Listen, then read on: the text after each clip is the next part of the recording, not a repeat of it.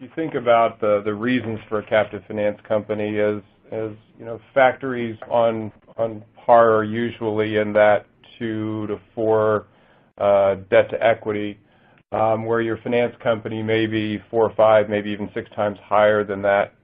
And so it's a very good way for corporations, manufacturing corporations, to transfer the debt over to the captive finance source and take advantage of that leverage. So you're employing less costly equity in the structure. Yeah, and I think the other thing is, which I'll add, Cat Financial obviously doesn't fall under shadow lending. We're always reporting, and we're actually rated separately from the parent entity. But if you look at the slide, you don't really tend to think of captive finance arms with hundreds of billions of dollars in assets sitting out there.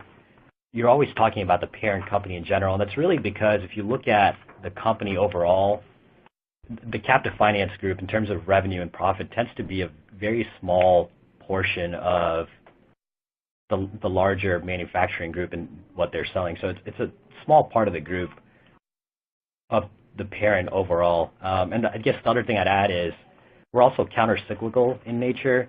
So if you think about someone that's selling a piece of equipment, they'll get that revenue right away. From a captive finance arm, we're collecting interest revenue for the next 3, 4, 5 years. So that gets a little bit, we're basically spreading out